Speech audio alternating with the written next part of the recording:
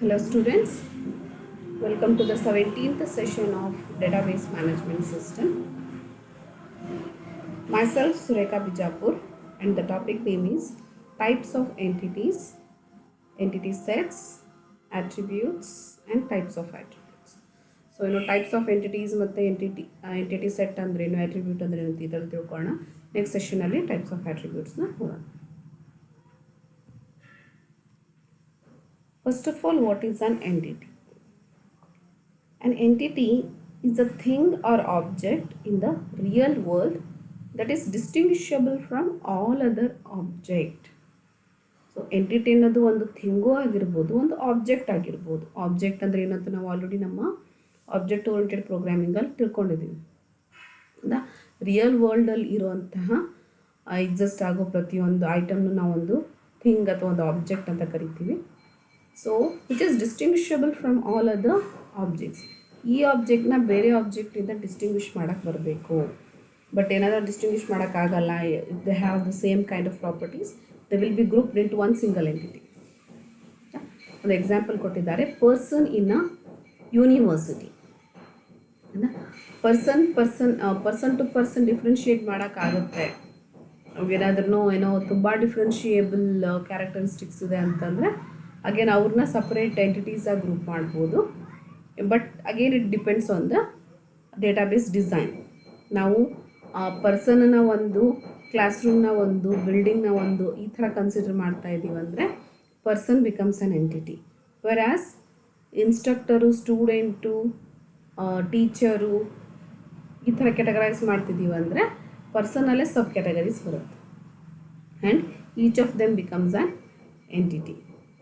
So it purely depends on the concept on which we are designing the database. Next is entity set. Entity set is a set of entities of same type that share same properties or attributes. For example, instructors.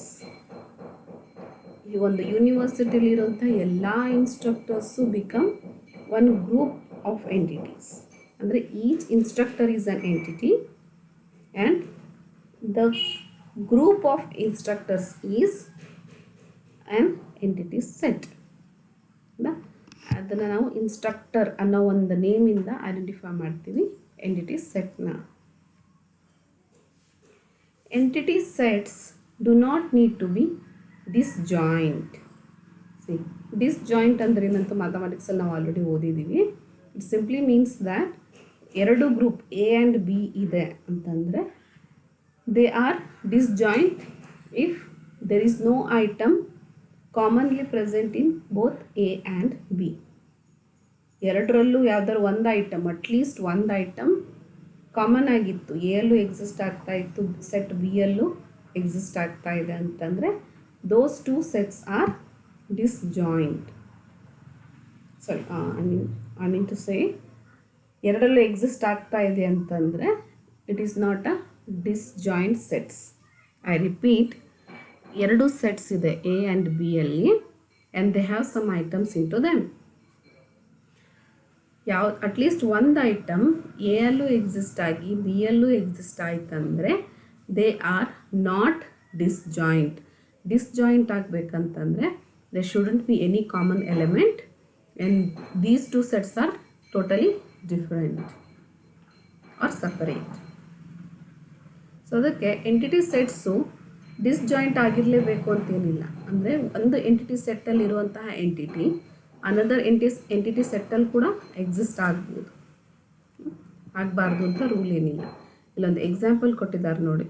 If an entity set person consist of all people in the university, irrespective of whether he is a principal, lecturer, instructor, student, anything, ಎಲ್ಲನೂ ನಾವು common ಆಗಿ person ಅನ್ನೋ ಒಂದು ನೇಮಿಂದ identify ಮಾಡ್ತಾ ಇದ್ದೀವಿ ಅಂತಂದರೆ a person entity may be an instructor entity, a student entity or both or neither. ಹೌದಾ? ಸೊ ಈ ಪರ್ಸನ್ನಲ್ಲಿರೋ ಒಂದು ಎಂಟಿಟಿನ ನೀವು ಪಿಕ್ ಮಾಡಿದರೆ, person is an entity set. ಹೌದಾ? ಅದರಲ್ಲಿರೋ ಒಂದು ಎಂಟಿಟಿನ ನೀವು ಪಿಕ್ ಮಾಡಿದರೆ that entity might be an instructor or that entity might be a student or that entity is a student who is working as an instructor for time being. Chances ಇದೆ ಹೌದಾ? Master ಡಿಗ್ರಿಲಿ ಈ ಥರ ನಿಮಗೆ chances ಕೊಡ್ತಾರೆ. Master degree ಪಾಠ ಓದ್ತಾ ಇರೋ ಸ್ಟೂಡೆಂಟ್ಗೆ bachelor degree ಸ್ಟೂಡೆಂಟ್ಸ್ಗೆ ಇನ್ಸ್ಟ್ರಕ್ಟ್ ಮಾಡೋಕ್ಕೆ ಕೊಡ್ತಾರೆ. So there is a chance that a person can be both instructor and student. So both ಇರೋ ಚಾನ್ಸ್ ಇರೋದ್ರಿಂದ ಈ ಎಂಟಿಟಿ ಸೆಟ್ಟು ಡಿಸ್ಜಾಯಿಂಟ್ ಆಗಿರೋದಿಲ್ಲ. An entity is represented by a set of attributes. See, ನಾವೇನು ಓದಿದ್ವಿ initially entity ಡೆಫಿನಿಷನಲ್ಲಿ ಏನು ನೋಡಿದ್ವಿ? It is a thing or object which is distinguishable from all other entities. Distinguish ಮಾಡೋಕ್ಕೆ we go for some attributes. ಹೌದಾ? ಇದರಲ್ಲಿ ಇದು ಇದೆ, ಇದರಲ್ಲಿ ಇದಿಲ್ಲ. ಎರಡು ಆಬ್ಜೆಕ್ಟ್ನ ನಾವು ಡಿಫ್ರೆನ್ಷಿಯೇಟ್ ಮಾಡ್ತಾ ಇದ್ದೀವಿ ಅಂದರೆ ಒಂದರಲ್ಲಿ ಈ ಪರ್ಟಿಕ್ಯುಲರ್ ಆಟ್ರಿಬ್ಯೂಟ್ ಇದೆ, ಕ್ವಾಲಿಟಿ ಇದೆ, ಸೆಕೆಂಡಲ್ಲಿ ಅದಿಲ್ಲ, ಸೆಕೆಂಡಲ್ಲಿ ಒಂದಿದೆ, ಫಸ್ಟಲ್ಲಿ ಇಲ್ಲ. ಈ ಥರ ಡಿಸ್ಟಿಂಗ್ವಿಷ್ ಮಾಡೋಕ್ಕೆ ಯೂಸ್ ಮಾಡ್ತೀವಿ. ಹೌದಾ? ಈ ಡಿಸ್ಟಿಂಗ್ವಿಷ್ ಮಾಡೋವಂತಹ ಫೀಚರ್ಸ್ಗೆ ನಾವೇನು ಯೂಸ್ ಮಾಡ್ತಾ ಇದ್ದೀವಲ್ಲ, those are called as attributes. So entity is represented by a set of attributes. Attributes are nothing but descriptive properties possessed by each member of an entity set. So ಏನು ಒಂದು common attribute name ಕೆಳಗಡೆ ನಾವು distinguish ಮಾಡ್ತೀವಿ ಪ್ರತಿಯೊಂದು entity that is existing in the entity set. I repeat, these are nothing but the properties based on which we can distinguish among entities in the entity set. So ಒಂದು ಇನ್ಸ್ಟ್ರಕ್ಟರ್ಗೆ possible attributes ಏನೇನು ಇರಬಹುದು? ಒಬ್ಬ instructor ಇದ್ದಾನೆ ಕಾಲೇಜಲ್ಲಿ ಅಂದರೆ ಅವನಿಗೆ ಅವನದೇ ಆದಂತಹ attributes ಇರುತ್ತೆ, based on which you can distinguish between different instructors. ಹೌದಾ? ಸೊ ಏನೇನು ಇರಬಹುದು ಇದು ಅಂದರೆ ಐ ಡಿ ಇರುತ್ತೆ, name, department name and salary. C I D ಅಂತೂ ಕಾಮನ್ನಾಗಿ ಕೊಡ್ತೀವಿ ನಾವು, ಎಲ್ಲರಿಗೂ ಇರುತ್ತೆ. But it is not the same I D given to each and every person, because we are trying to distinguish among them. ಹೌದಾ? And ಅದಕ್ಕೋಸ್ಕರ I D ಬೇಕೇ ಬೇಕು. ಯಾಕೆ? ನೇಮಿಂದನೇ ಅವ್ರನ್ನ ಡಿಸ್ಟಿಂಗ್ವಿಷ್ ಮಾಡ್ಬೋದಲ್ಲ, ಐ ಡಿ ಯಾಕೆ ಮತ್ತು ಅವಶ್ಯಕತೆ ಇದೆ ಅಂತ ಹೇಳಿದರೆ, there might be people who are having the same name. ಹೌದಾ? ಸೊ ಅದಕ್ಕೋಸ್ಕರ ಅವ್ರನ್ನ ಬರೀ ನೇಮ್ ಬೇಸಿಸ್ ಮೇಲೆ ಡಿಸ್ಟಿಂಗ್ವಿಷ್ ಮಾಡೋಕ್ಕಾಗಲ್ಲ. That's why we go for I Ds. So I D ಇದೆ, ನೇಮ್ ಅಂತೂ ಇದ್ದೇ ಇರುತ್ತೆ ಅವನಿಗೆ ಅವನದೇ ಆದಂತಹ. ಅಗೇನ್ ಡಿಪಾರ್ಟ್ಮೆಂಟ್ ನೇಮ್ ಇರುತ್ತೆ. ಒಬ್ಬ ಇನ್ಸ್ಟ್ರಕ್ಟರ್ ಇದ್ದಾನೆ ಅಂತಂದರೆ he is not instructing the whole university, ಒಂದು ಪರ್ಟಿಕ್ಯುಲರ್ ಡಿಪಾರ್ಟ್ಮೆಂಟಿಗೆ ಅವನು ಬಿಲಾಂಗ್ ಆಗಿರ್ತಾನೆ. ಸೊ ಅದಕ್ಕೋಸ್ಕರ ಯಾವ ಡಿಪಾರ್ಟ್ಮೆಂಟಿಗೆ ಅವನು ಬಿಲಾಂಗ್ ಆಗಿದ್ದಾನೆ ಅಂತ ಹೇಳೋದು ಡಿಪಾರ್ಟ್ಮೆಂಟ್ ನೇಮ್. ಸಾರಿ, ಇಲ್ಲಿ ಡಿಪಾರ್ಟ್ಮೆಂಟ್ ಮತ್ತು ನೇಮ್ ಮಧ್ಯೆ ಒಂದು ಅಂಡರ್ಸ್ಕೋರ್ ಹಾಕಬೇಕಾಗಿತ್ತು, ನಾನು ಮಿಸ್ ಆಗಿದೆ.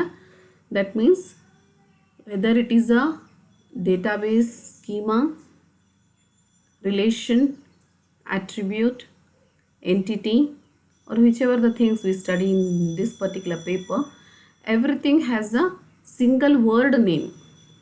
DPT ನೇಮ್ ಹತ್ರ ಎರಡು ವರ್ಡ್ನ ಕೊಡೋಕ್ಕೆ ಬರಲ್ಲ. ನಮ್ಗೆ ಎರಡು ವರ್ಡ್ನ ಕೊಡಲೇಬೇಕಾದ ಪರಿಸ್ಥಿತಿ ಬಂತಂದರೆ we join them as a single name by using the underscore between different words. ಹೌದಾ? ಸೊ DPT ನೇಮ್ ಮಧ್ಯೆ ಒಂದು ಅಂಡರ್ಸ್ಕೋರ್ ಬರಬೇಕಲ್ಲಿ. And salary is another attribute because instructor is working for some salary. ಹೌದಾ? Every instructor is not having the same salaries. So ನಾವು ಅದನ್ನು distribution ಮಾಡೋಕ್ಕೂ use ಮಾಡ್ಬೋದು. So ಅದೇ ಥರ ಒಂದು ಕೋರ್ಸ್ ಅಂತ ತೊಗೊಂಡ್ರೆ ಕೋರ್ಸ್ಗೂ ಒಂದು ಐ ಡಿ ಇರುತ್ತೆ, ಅದರದ್ದೇ ಆದಂತಹ ಟೈಟಲ್ ಇರುತ್ತೆ.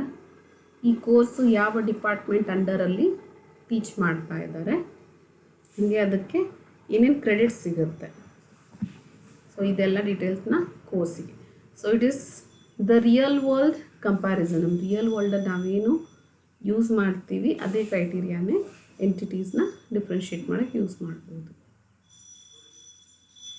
ಸೊ ಇಲ್ಲಿ ಬರೀ ನಾವು ಆಟ್ರಿಬ್ಯೂಟ್ನ ನೇಮ್ಗಳನ್ನು ಮಾತ್ರ ಹೇಳ್ತಾ ಇದ್ದೀವಿ.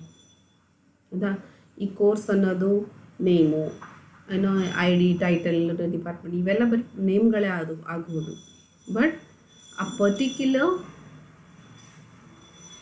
ಕೋರ್ಸ್ಗೆ, ಕೋರ್ಸ್ ಅಂದರೆ might be like electronics engineering or computer science or BCA, so ಈ ಥರ ಇದ್ದೇ ಇರುತ್ತೆ ಕೋರ್ಸ್ಗಳು. ಆ ಕೋರ್ಸ್ಗಳಿಗೆ ಈ ಪ್ರತಿಯೊಂದು ಆ್ಯಟ್ರಿಬ್ಯೂಟು ಒಂದೊಂದು ವ್ಯಾಲ್ಯೂನ ತಗೊಳುತ್ತೆ ಅಲ್ಲ. ಸೊ ಪ್ರತಿಯೊಂದು ಆ್ಯಟ್ರಿಬ್ಯೂಟಿಗೂ ಅದರದ್ದೇ ಆದಂತಹ ವ್ಯಾಲ್ಯೂ ಇರುತ್ತೆ.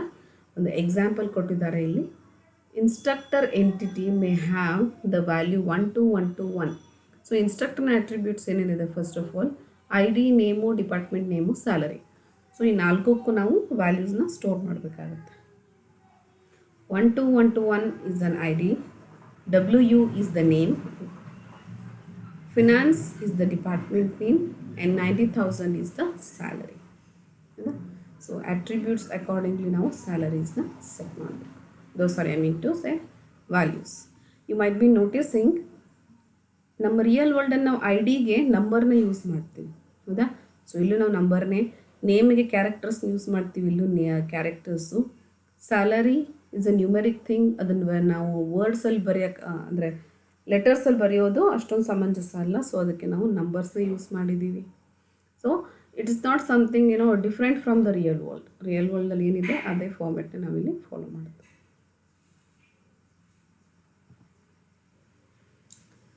ಸೊ ಈಗ ಟೈಪ್ಸ್ ಆಫ್ ಆಟ್ರಿಬ್ಯೂಟ್. ಎಂಟಿಟಿ ಅಂದರೆ ಅಂತ ತಿಳ್ಕೊಂಡ್ವಿ, ಎಂಟಿಟಿ ಸೆಟ್ ಅಂದರೆ ಅಂತ ತಿಳ್ಕೊಂಡ್ವಿ, ಆಟ್ರಿಬ್ಯೂಟ್ ಅಂತೆಲ್ಲ ತಿಳ್ಕೊಂಡ್ವಿ. ಈಗ ಟೈಪ್ಸ್ ಆಫ್ ಆಟ್ರಿಬ್ಯೂಟ್ಸ್ ಏನಂತ ನೋಡೋಣ. First category is simple and composite attribute. If an attribute cannot be further divided into subparts, then it is called as simple attribute. So for example, ಒಂದು ID. So in previous example instructor ID ನೋಡಿದ್ವಲ್ಲ. So 1 to 1 to 1. It's a single value. It cannot be further divided. So we can call it as a simple attribute. Next is composite attribute, which can be further divided into subparts. ಅಥವಾ some other attributes ಆಗಿ ನಾವು ಅದನ್ನು divide ಮಾಡ್ಬೋದು. So again the previous ಎಕ್ಸಾಂಪಲಲ್ಲಿ ನಾವು ನೋಡಿದ್ದು second attribute ಯಾವುದು, name ಹೌದಾ. ಇದು ನೇಮ್ ಅನ್ನೋದು not a single value, isn't it. It might be having first name, middle name or initial and the last name. So name attribute can be further divided into first name attribute, middle name attribute and last name attribute. So ಅದಕ್ಕೆ ನೇಮ್ನ ನಾವು composite attribute ಅಂತ ಕರಿಬಹುದು. Using composite attributes in a design schema is a good choice if a user will wish to refer to an entire attribute on some occasions and to only a component of the attribute on other occasions. See, now just imagine a person's information ನಾವು store ಮಾಡ್ತಾ ಇದ್ದೀವಿ. Just name, phone number, address, ಈ ಮೂರೇ ವ್ಯಾಲ್ಯೂಸ್ನ ನಾವು store ಮಾಡ್ತಾ ಇದ್ದೀವಿ ಅಂದ್ಕೊಳ್ಳಿ ಹೌದಾ. ಸೊ ನಾವು ಈ ಪರ್ಸನ್ನ ಫಸ್ಟ್ ನೇಮ್ ಏನು, ಈ ಪರ್ಸನ್ ಇನಿಷಿಯಲ್ ಏನು, ಈ ಪರ್ಸನ್ನ ಲಾಸ್ಟ್ ನೇಮ್ ಏನು, ಈ ಥರ ಸಪ್ರೇಟಾಗಿ ನಾವು ಯೂಶ್ವಲಿ ಅದನ್ನು ರೆಫರ್ ಮಾಡಲ್ಲ ಹೌದಾ. We call it as a name in a group. Name ಅಂತಲೇ ಅದನ್ನು ರೀಡ್ ಮಾಡೋದು. ನಮ್ಗೆ ಅವಶ್ಯಕತೆ ಇರೋದು name of the person. So ಅದಕ್ಕೋಸ್ಕರ ನಾವು ಇದನ್ನು ಸಪ್ರೇಟ್ ಪಾರ್ಟ್ಸ್ ಆಗಿ ಅಲ್ಲಿ ಹಾಕಿದ್ದು ಅಂದರೆ it look so clumsy. Again ನೇಮ್ಗೋಸ್ಕರ 3 ಆಟ್ರಿಬ್ಯೂಟ್ ಆಯ್ತು ಇಲ್ಲಿ, ಫೋನ್ ನಂಬರ್ಗೋಸ್ಕರ 1 ಆಟ್ರಿಬ್ಯೂಟು, ಅಡ್ರೆಸ್ಗೆ ಡಿಫ್ರೆಂಟ್ ಆಟ್ರಿಬ್ಯೂಟ್ಸ್ ಬರುತ್ತೆ. Street name, landmark, again post, taluk, district, state, pin ಹೌದಾ. ಬರೀ ಇದನ್ನೇ ಸ್ಟೋರ್ ಮಾಡ್ತಾ ಇದ್ದೀವಿ ಅಂದರೆ ನಮ್ಮ ರಿಲೇಷನ್ ಅಥವಾ ಟೇಬಲ್ ಏನಿದೆಲ್ಲ it looks so big. But the information we are storing is only 3 things: name, phone number and address ಹೌದಾ. ಸೊ ಇಂಥ ಕೇಸಲ್ಲಿ ನಾವು ಅದನ್ನು ಏನಂತ ಹೇಳ್ತೀವಿ, ಬ್ರೀಫ್ ಆಗಿಡೋದಕ್ಕೆ, ಸಿಂಪಲ್ ಆಗಿಡೋದಕ್ಕೆ we can refer these things in group ಎಲ್ಲಿ ಅವಶ್ಯಕತೆ ಇದೆ ಅಲ್ಲಿ ಮಾತ್ರ ನಾವು we go to their sub attributes and get the value. So ಅದೇ ಎಕ್ಸಾಂಪಲ್ ಇಲ್ಲಿ ನೆಕ್ಸ್ಟ್ ಪಾಯಿಂಟಲ್ಲಿರೋದು. Composite attributes help us to group together related attributes, making the modeling cleaner. ಜಾಸ್ತಿ ಆಟ್ರಿಬ್ಯೂಟ್ಸ್ ಇದ್ದಷ್ಟು ಡೇಟಾಬೇಸ್ ದೊಡ್ಡದಾಗೂ ಕಾಣುತ್ತೆ, ಕ್ಲಮ್ಸಿ ಆಗೂ ಇರುತ್ತೆ. And one more problem is that some addresses may not be having street value, some addresses may not be having what we say landmarks. ಹೌದಾ, ಈ ವಿಲೇಜಸ್ಸಲ್ಲೆಲ್ಲ ನಮಗೆ ಇದರದೆಲ್ಲ ಅವಶ್ಯಕತೆ ಇರಲ್ಲ. ಸೊ ಯಾವುಗಳನ್ನ ಖಾಲಿ ಬಿಡಬೇಕು, ಯಾವುದನ್ನು ಫಿಲಪ್ ಮಾಡಬೇಕು, again these things very complicated. ಅದಕ್ಕೆ ನಾವು ಸಿಂಪಲ್ ಆಗಿಡೋದಕ್ಕೆ go for composite attributes. Next single valued and multi-valued attributes. For instance, the student ID attribute for a specific student entity refers to only one student ID. Such attributes are said to be single valued. Again, simple attribute and single valued attributes are almost the same. ಇಲ್ಲಿ ಒಂದೇ ಒಂದು value ಇರುತ್ತೆ. But ಮಲ್ಟಿವ್ಯಾಲ್ಯೂಡಲ್ಲಿ for the same attribute we may have multiple values. So an instructor may have 0, 1 or several phone numbers, and different instructors may have different number of phones. So ಈಗ ಒಬ್ಬ ಇನ್ಸ್ಟ್ರಕ್ಟರಿಗೆ 3 phone number ಇದೆ. ಹೌದಾ, so ನಾವಿಲ್ಲಿ ಆಟ್ರಿಬ್ಯೂಟ್ನ phone number 1, phone number 2, phone number 3 ಅಂತ create ಮಾಡೋದು waste of memory, because it's a very rare case. 2, 3 phone numbers ಇರೋ ತುಂಬ ರೇರ್ ಕೇಸು. ಆಮೇಲೆ 2 ನಂಬರ್ಸು ಅದಕ್ಕಿಂತ ಸ್ವಲ್ಪ ಕಾಮನ್ ಆಗಿರುತ್ತೆ. And 1 phone number is almost compulsory, like every one is having that, it's two common. ಹೌದಾ, so ಅದಕ್ಕೆ phone ನಂಬರನ್ನು ಒಂದೇ ಒಂದು ಫೀಲ್ಡ್ನ ಕ್ರಿಯೇಟ್ ಮಾಡಿದರೆ ಸಾಕು. If they have multiple phone numbers, we can store all these values under the same attribute name. So ಅದಕ್ಕೆ ಈಗ multi-valued attribute ಆಗುತ್ತೆ. Next is derived attribute. The value for this type of attribute can be derived from the values of other related attributes or entities. See, ಈ particular ಅಟ್ರಿಬ್ಯೂಟ್ನ ನಾವು ಡೇಟಾಬೇಸಲ್ಲಿ store ಮಾಡಲ್ಲ in specific. As and when it is needed we can calculate and retrieve the values. So one such example is the age. If we just store date of birth in the database and when it is needed to be calculated like age, when we need to calculate the age, we can calculate it based on the current date and his date of birth. So date of ಬರ್ತ್ ಮೇಲೇ ನಾವು current ಡೇಟ್ವರೆಗೂ calculate ಮಾಡಿದರೆ age ಏನು ಅಂತ ಗೊತ್ತಾಗುತ್ತೆ. So ಈ ಏಜ್ನ ಡೇಟಾಬೇಸಲ್ಲಿ store ಮಾಡೋದು waste of memory. So this is called as a derived attribute. Age is a derived attribute which is derived from the date of birth attribute. Next is null attribute. An attribute takes a null value when an entity does not have a value for it. The null value may indicate not applicable. Okay, so ಒಂದು ಆಟ್ರಿಬ್ಯೂಟ್ಗೆ ನಾವು ನಲ್ ವ್ಯಾಲ್ಯೂನ store ಮಾಡ್ತೀವಿ ಯಾವಾಗಂದರೆ ಆ ಆಟ್ರಿಬ್ಯೂಟ್ಗೆ ಯಾವುದು value ಇಲ್ಲದೇ ಇರೋವಂಥ ಸಂದರ್ಭ. ಈ ಇಲ್ಲದೇ ಇರೋವಂಥ ಸಂದರ್ಭ ಏನೇನು ಬರುತ್ತೆ ಅಂದರೆ, first one is not applicable. That is the value does not exist for the entity. So previous ಕೇಸಲ್ಲಿ ನೋಡಿದ್ದೀವಿ ನಾವು street value. Street value is not existing for some addresses which are in villages. ಅಲ್ಲ, so ಈ street ವ್ಯಾಲ್ಯೂಗೆ ನಾವು ಏನೋ ಒಂದು random ಆಗಿರೋ value ಹಾಕೋಕ್ಕಾಗಲ್ಲ.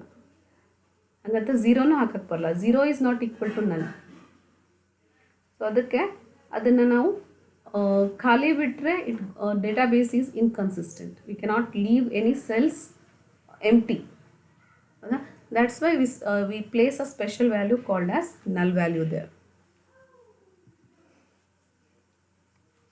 Again, one more example ಕೊಟ್ಟಿದ್ದಾರೆ, middle name or initial. Few people may not be having a middle name or initial name.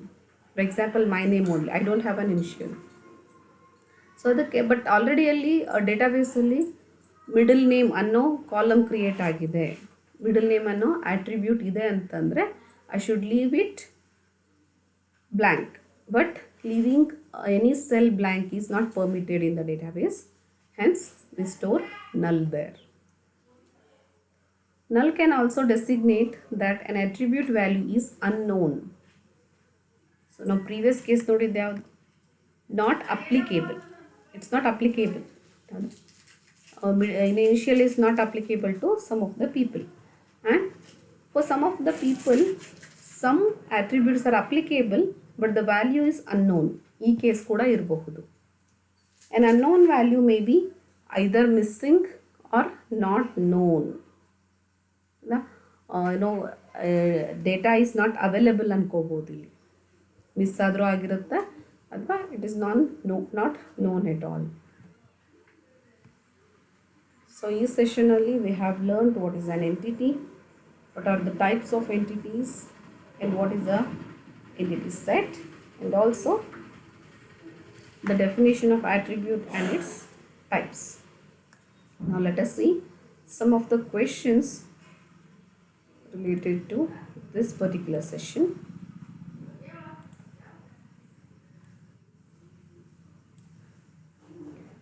Okay, first question.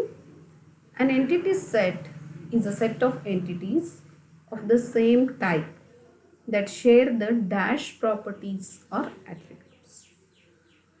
Whether they share the same properties or different attributes or unique attributes or no attributes at all. The answer is same attributes. So ಯಾವ್ಯಾವ ಎಂಟಿಟೀಸು same ಆಟ್ರಿಬ್ಯೂಟ್ಸ್ನ share ಮಾಡ್ತಿರಲ್ಲ ಅದನ್ನೆಲ್ಲ ನಾವು ಒಂದು entity set ಆಗಿ group ಮಾಡ್ತೀವಿ. Second question. Dash are descriptive properties possessed by each member of an entity set. So ಈ descriptive properties ಏನಂತ ಕರಿತೀವಿ? Option 1 entities, option 2 attributes, option 3 procedures, option 4 programs. The answer is attributes. Third question.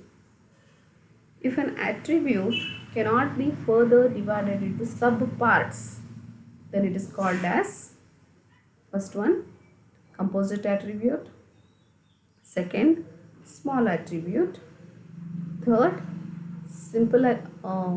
derived attribute, fourth, simple attribute. The answer is simple attribute. So these simple attributes are also called as atomic attributes. ನೋಡೋಣ ಅದರ ಬಗ್ಗೆ further. The null value may indicate dash. Not applicable. Option 1, not applicable. Option 2, missing. Option 3, unknown. Option 4, all the above. So null value may indicate any of these things. That's why answer is all the above.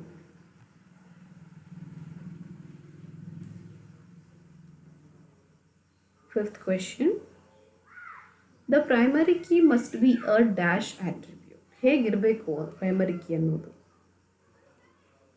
First one, simple. Second, single valued. Third, not null. Fourth, all the above.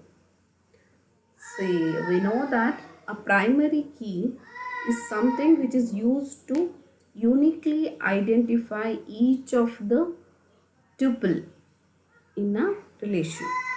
So ಅದಕ್ಕೆ ಈ primary key simple ಆಗೂ ಇರಬೇಕು, single value ಆಗಿರಬೇಕು, ಮತ್ತು it must never be ನಲ್. So that's why the answer is all the above. So that's the end of the session. Thank you.